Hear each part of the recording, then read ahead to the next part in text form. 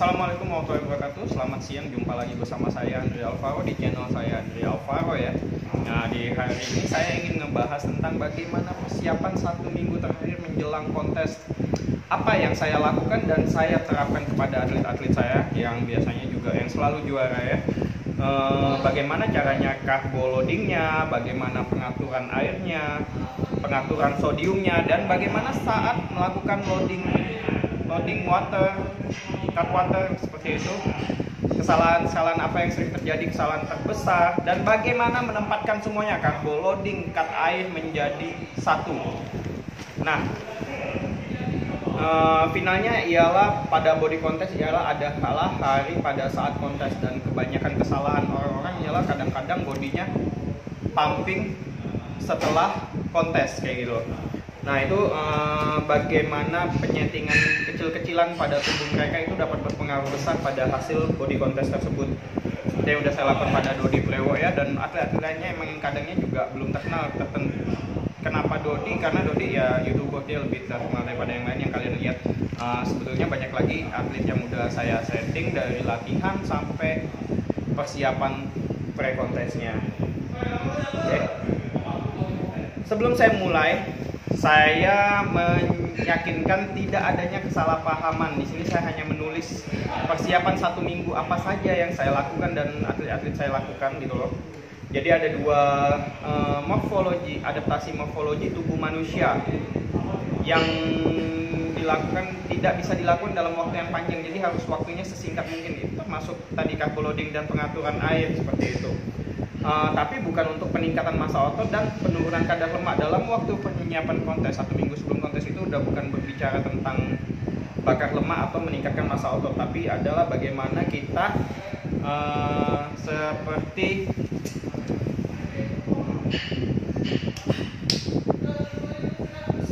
ini merekayasa.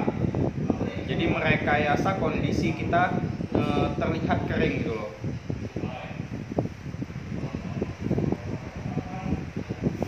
Di video ini bagaimana membahas mengenai bagaimana menguras air di bawah kulit, jadi bukan di dalam otot selama pertandingan itu loh. Jadi air yang dikuras di sini bukanlah air yang berada di dalam otot, melainkan di bawah permukaan kulit kita. Ada 4 bagian di sini, adalah bagaimana melakukan total depletion. Jadi seminggu sebelum itu ada namanya melakukan fase total deplete, membuat badan kita sangat deplete dan mengganti replacement of glycogen, mengganti glikogen dan sodium intake. Kemudian minum banyak-banyak air loh, kok mau kontes malah disuruh banyak minum air ya gitu, dan menempatkannya menjadi satu. Bagian pertama ialah total depletion and replacement glycogen stores-nya gitu loh. Langkah pertama adalah selama pre-contest itu, glikogen yang kita tahu adalah juga merupakan glukosa primer atau juga dia termasuk karbohidrat. Dia disimpan di skeletal muscle atau skeletal otot dan juga di hati. Ini memberikan cadangan dan juga sebagai cadangan energi di tubuh kita, tapi dilepas melalui otot di bawah rangsangan yang diberikan otak dan liver. Nah, kenapa ini penting? Kita berusaha untuk memanipulasi glikogen ini, membuat tubuh kita membakar lebih banyak karbohidrat dan glukosa ini. Jadi secara sainsnya nggak perlu saya jelaskan karena kita berusaha di sini membuat sesimpel mungkin mempersiapkan body contest, bukan untuk sains ya. Jadi kita hanya perlu tahu alasannya kenapa gitu loh, kenapa ini harus dilakukan dan kenapa ini bisa membuat kering. Apabila ini dilakukan dengan benar, akan menurunkan cadangan glikogen, jadi membuat tubuh kita dalam keadaan hunger state. Tubuh kita akan kelaparan, jadi benar-benar dia akan mencerna sisa-sisa lemak yang ada di dalam tubuh kita akan lebih cepat seperti itu. Itu gampangnya, sehingga membuat muscle tissue, jadi otot-otot, serat-serat otot itu akan lebih keluar dan membuat muscle tissue ini bingung. Membakar lemak juga menonjolkan serat-serat ototnya juga seperti itu.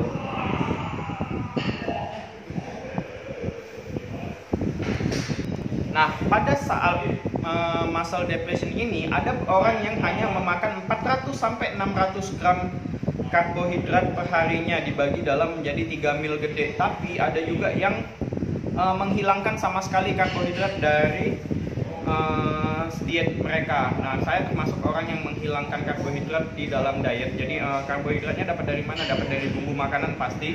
Kedua, bisa didapat dari sayuran, dan protein juga sumber protein juga membawa karbohidrat. Jadi saya berusaha mengurangi error di sini.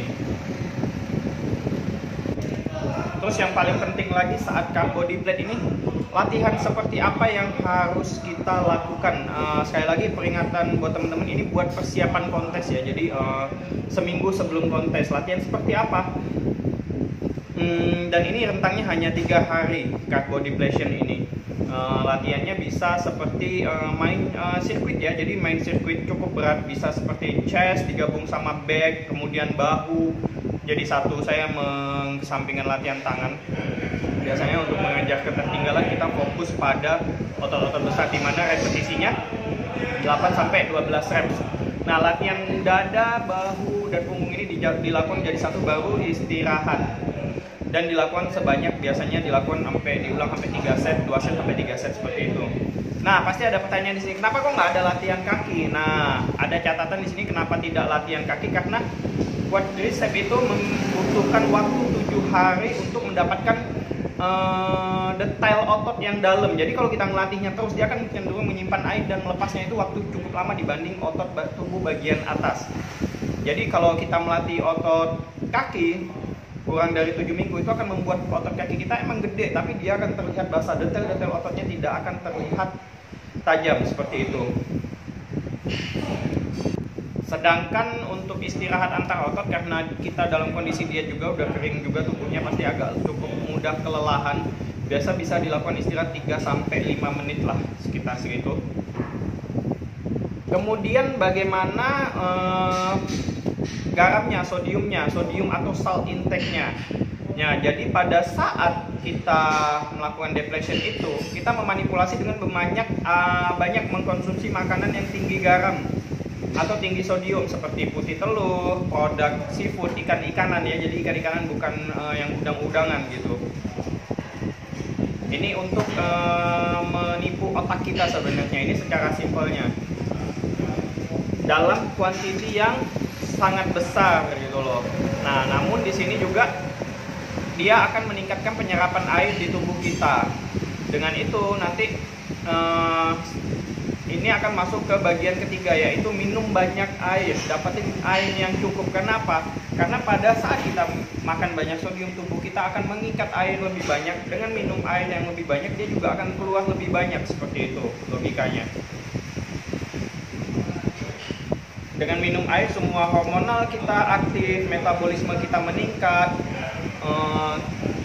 otak kita terkecohkan, dipikir oh dia cadangan garam di tubuh banyak, pengikatan airnya cukup tinggi, jadi nggak ada masalah nih membuang banyak air pada saat kita fase depletion. Oke, kemudian bagian keempat, bagaimana menjadikannya ke dalam satu tempat. Anggaplah kontes kita itu pada hari Minggu. Oke. Kalau kontesnya pada hari Minggu,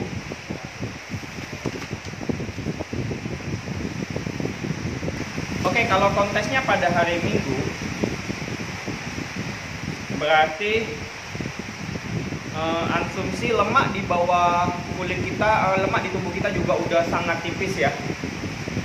Jadi tinggal harus menghabiskan air yang ada di bawah kulit. Nah, hari Senin pertama ialah fase deplete. Ini membongkar cadangan-cadangan glikogen kita. Ini akan berbeda untuk tiap-tiap atlet sih, tapi tinggal menyesuaikan sedikit-sedikit aja adjustmentnya. Jadi melihat kondisi lagi. Total karbo tadi saya udah bahas di depan. Kemudian hari Selasa masih deplete ya. Deplete ini makan sodiumnya banyak. Sampai hari ke-3 deplete, sodium tinggi, air juga tinggi. Jadi air yang harus diminum satu hari itu 8 liter. 8 liter air pada hari Sabtu, Senin sampai Rabu. Kemudian pada hari Kamis ialah kita memulai memasuki fase carbo loading, di mana untuk memasukkan glikogen, replenishment of glycogen store pada hari Kamis, Jumat, dan Sabtu. Itu pada saat fase carbo loading kita udah nggak boleh konsumsi makanan yang bersodium kayak pisang, kayak sumber protein dari ikan, telur, whey protein kalian lepasin dulu semuanya, tinggalkan dulu whey protein, ikan dan telur. Jadi tubuh kita benar-benar kekurangan sodium. Nah, di sini manipulasi dengan airnya tetap diminum sebanyak 6 liter sehari air. Jadi itu tadi untuk menguras air di dalam tubuh pada saat kita fase depleting kan, airnya kita konsumsinya juga banyak karena pada saat itu ada sodium, dia akan menahan air lebih banyak gitu. Oke, kemudian hari Rabu, hari terakhir carbo loading, dimana hari ini juga menjadi penentu. Tetap jangan ikut teman-teman yang lain. Oh, carbo loadingnya pakai nasi padang, carbo loadingnya pakai pizza. No, itu pasti akan mengandung sodium, sangat akan menghancurkan kalian di detik-detik terakhir. Even kalian pakai furosemide juga, tubuh kita nggak sebodoh itu bisa diakalin dengan furosemide. Air akan tetap terikat di bawah kulit apabila kalian masih mengikuti fase carbo loading seperti yang orang-orang lakukan yang salah itu. Mereka nggak mau, kadang-kadang juga nggak mau ngasih tahu rahasianya ke kalian bagaimana mereka bisa kering maksimal. Jadi sekedar biar kalian tidak menjadi saingannya kayak gitu. Jadi carbo loading yang baik ialah, nanti kita bahas lagi di bawah, itu di hari terakhir benar-benar fokus ya, tetap dengan karbo yang sederhana gini loh. Jadi kalau pada hari pertama carbo loading itu biasa kita bisa menggunakan karbohidrat sederhana karena tubuh kita udah masuk fase depleting yang cukup panjang. Jadi karbohidrat sederhana itu akan sangat membantu kita. Kemudian di hari kedua biasa saya akan lebih menyarankan ke karbohidrat kompleks atau yang lebih healthy seperti oatmeal kayak gitu. Biasanya saya akan memasukkan oatmeal 1000 gram gitu, tergantung dari berat badan ya, tergantung dari gedenya orang, bisa sampai 1000 gram dalam keadaan basah sih biasanya. Per serving bisa 30 sampai 60 gram oat itu, dibagi beberapa kali jam makan. Oke. Jadi tetap tidak jadi kalau karbohidrat sederhana yang glycemic indeksnya tinggi bisa seperti nasi putih, roti, tapi saya menghilangkan error lagi. Kalau roti kan biasa sodiumnya juga tinggi, bisa diganti sama kentang gitu. Habis itu tetap ya kembali ke oat lagi di hari terakhirnya, di hari kedua dan ketiga, hari Jumat, Sabtu sampai Minggu. Minggu itu udah nasi lagi. Jadi Jumat, Sabtu pakai oat lagi biar kondisi badannya tetap kering. Tapi lihat lagi kalau masih belum ngepam lagi, tetap pada pakai nasi putih gitu. Nasi putih sama kalau ngejar proteinnya pakai ayam aja, tapi udah nggak pakai bumbu lagi, nggak kayak pada hari depleting pada hari Selasa sampai Rabu. Jadi Kamis, Jumat, Sabtu, Minggu itu udah no garam sama sekali, hindarin garam sama sekali ya. Tapi tetap kalian harus konsumsi 6 liter air per hari gitu. Oke. Nah, pada hari carbo loading kalian udah nggak boleh latihan, kalian udah harus enjoy, santai, relax. Tidak ada kardio, tidak ada training apapun, karena pada saat kalian berlatih tubuh akan cenderung, karena ototnya rusak, tubuh akan menyimpan air lebih banyak di bawah kulit. Untuk apa? Untuk recovery otot. Begitu juga dengan kardio akan membuat tubuh kalian kita rehidrasi tubuh kita biar tidak kekurangan air kayak gitu. Jadi kalau pengen terlihat tajam banget seperti Dodi waktu di panggung dia juara 1, tidak ada latihan, tidak ada kardio di 3 hari terakhir. Enjoy, jalan-jalan aja ke mall, nikmatin hidup, santai aja biar tidak stres juga. Sampailah pada hari H kalian udah boleh mengurangi air. Untuk penggunaan furosemide, jadi furosemide ya, jadi atau lasik kalau istilahnya orang-orang, di hari terakhir lihat lagi kondisi kalian. Apabila tidak dibutuhkan itu tidak perlu diberikan, sama kayak fitness pro. Pada hari terakhir kita nggak ada pakai furosemide dan badannya tetap dalam kondisi yang sangat kering ya. Jadi tidak butuh furosemide Cukup dengan nasi putih, protein di sini sudah tidak terlalu dibutuhkan.